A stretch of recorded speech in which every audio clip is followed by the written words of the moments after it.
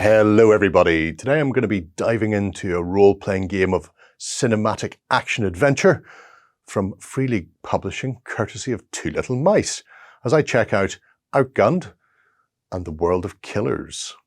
Okay, so Outgunned, the cinematic action role-playing game.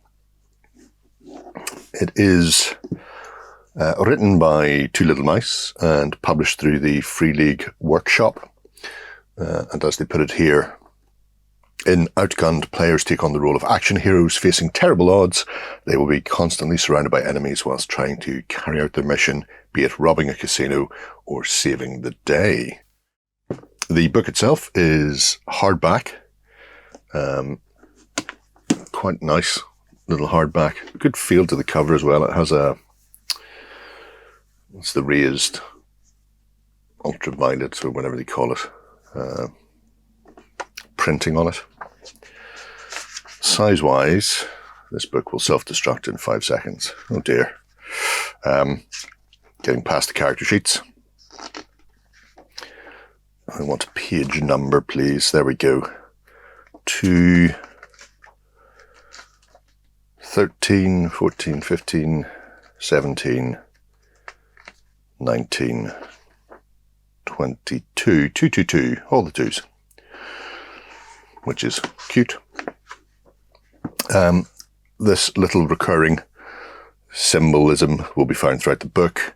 They do have a dice set that matches this, but you can use regular dice for your game. And as we learned a long time ago, the most important rule is there is no rule number one. These are tools, not rules, and they're here to facilitate the telling of stories and adventures. The art throughout this is absolutely stunning, I will say that. Daniela Guiblini, possibly. Well, possibly I've got that very wrong, but her work is gorgeous. So, contents then. We have making your heroes, the core mechanics, impending danger, gearing up, facing the enemy, and then a campaign system, including the race against time introductory little campaign at the end, or game at the end. The whole premise of this is, it is action cinema. It's your John Wicks, the Better Tomorrows, God of Gamblers, the Killer, all of those things. If John Woo has got doves in slow motion, then this game can represent that. So when you're playing through a sort of archetype of a hero. Somebody with a mission, whatever it happens to be, whether it is robbing the casino or infiltrating a gang, or perhaps even you are that assassin who has got a heart of gold. So the roles that you play: commando, fighter, ace, agent, the face, nobody, brain, sleuth, criminal, and spy.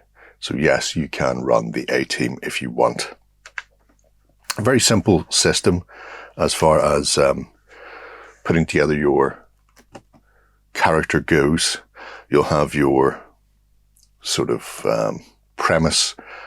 Catchphrases are quite cute anyway.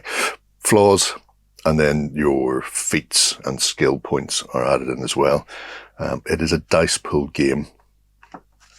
And by that, I mean when you are rolling for any tests that you have to take, you get a number of dice equal to your relevant skill. And then if you have any equipment that adds to that, or any feats that add to that, or any conditions that take away from it, you modify the amount of dice in the dice pool itself. So you don't modify the value required, which means you have, as they show here, action rolls and then reaction rolls. So attempting to shoot somebody or attempting to dodge from being shot. You are capped. You'll never roll less than 2 dice, and you'll never roll more than 9 dice. And that's because you've got just sort of 4 difficulty types. So you have your basic action, A critical, which should be the majority of your tests, will be aiming for critical success. An extreme success, as you may think, is quite difficult to do and impossible. You really shouldn't be even thinking about it. But maybe for a spectacular fight with the boss on top of a building as a helicopter explodes above you, maybe that's the time to break out the impossible rules. When you are actually rolling, and this is a really nice thing, I've played dice pool games before where it is, you are required to reach, or you're required to get 6s. And then it doesn't matter how many dice I roll, I get no 6s. This just requires multiples.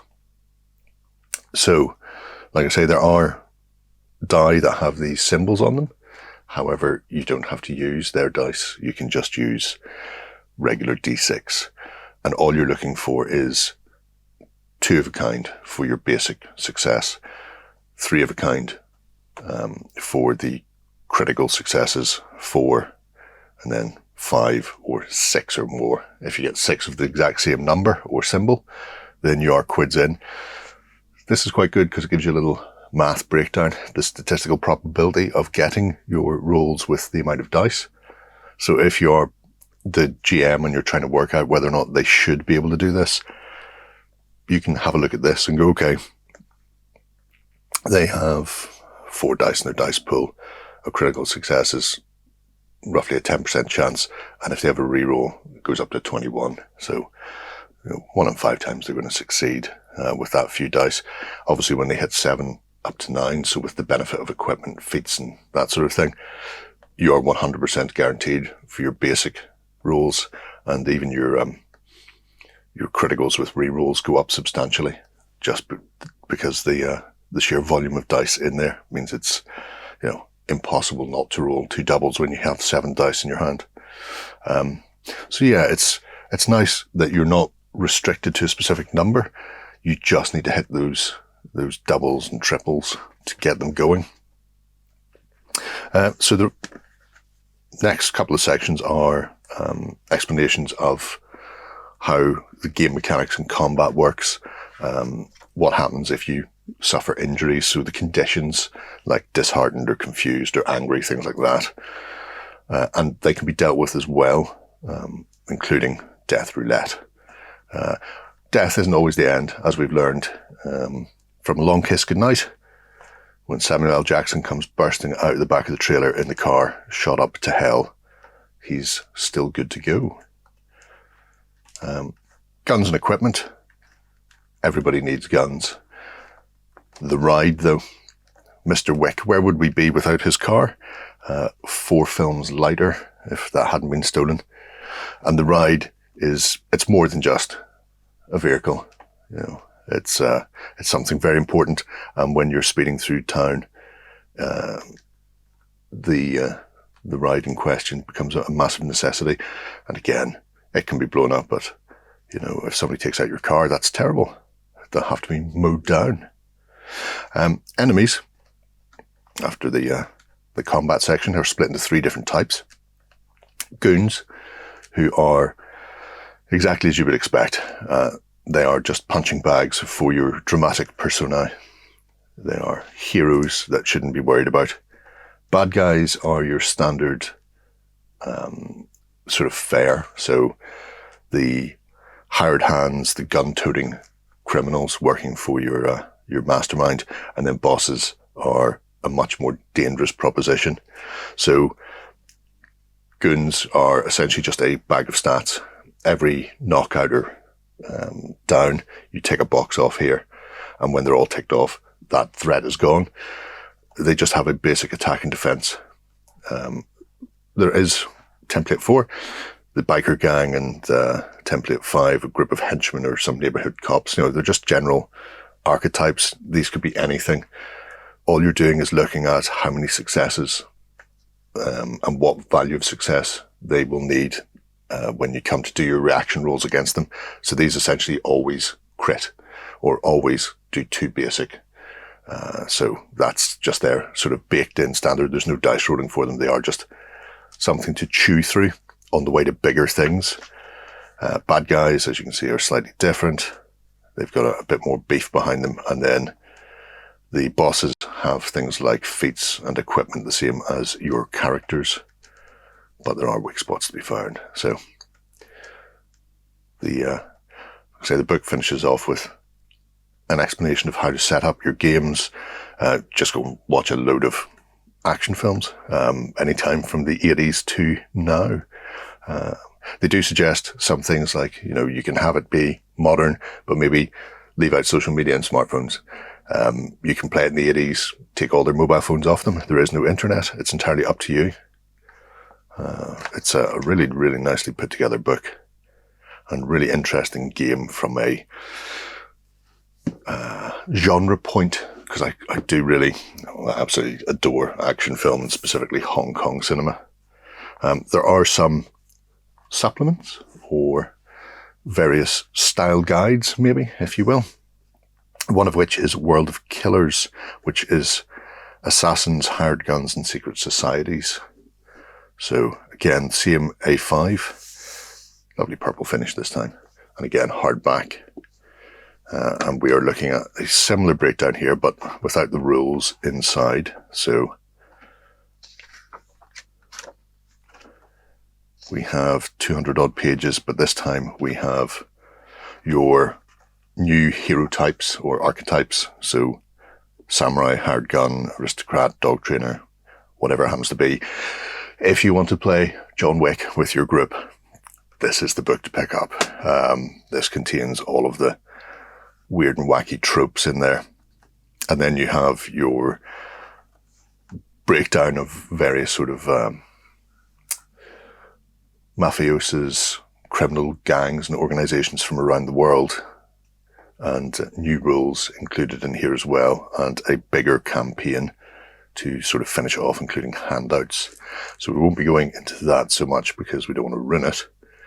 But with your professional killers, you do get a whole host of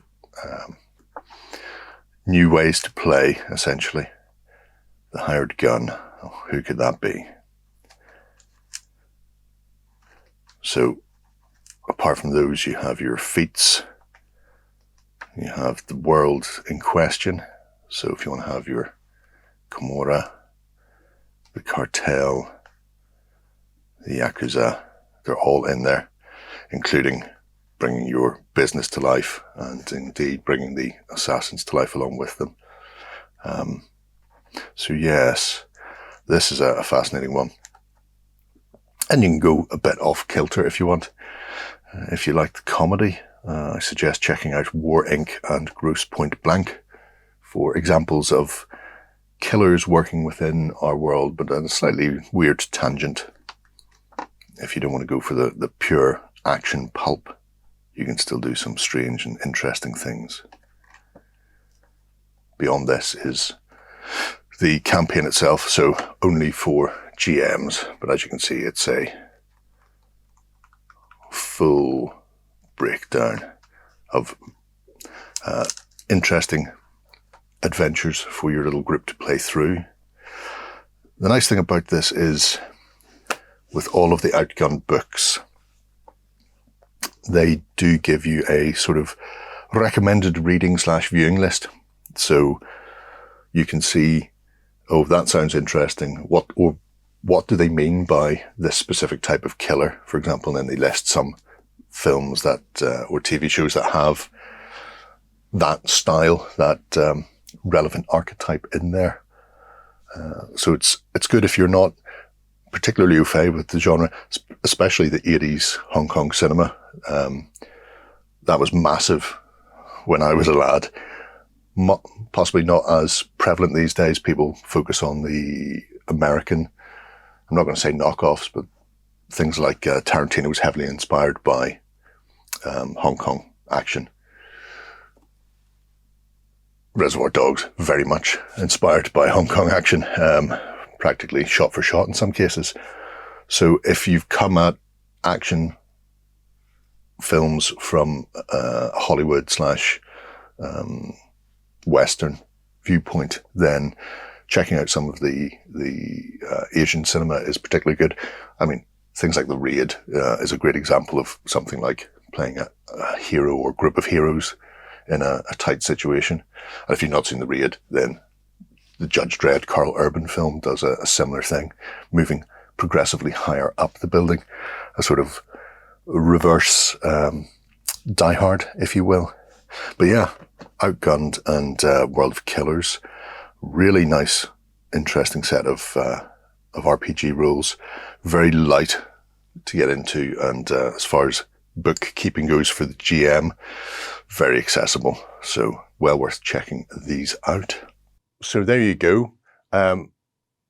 Obviously, quality of production is top notch. I should probably stop mentioning it with Free League, really. I only bring it up if it's subpar, because I think it goes without saying that the layout, the artwork, all of that is nailed on every time.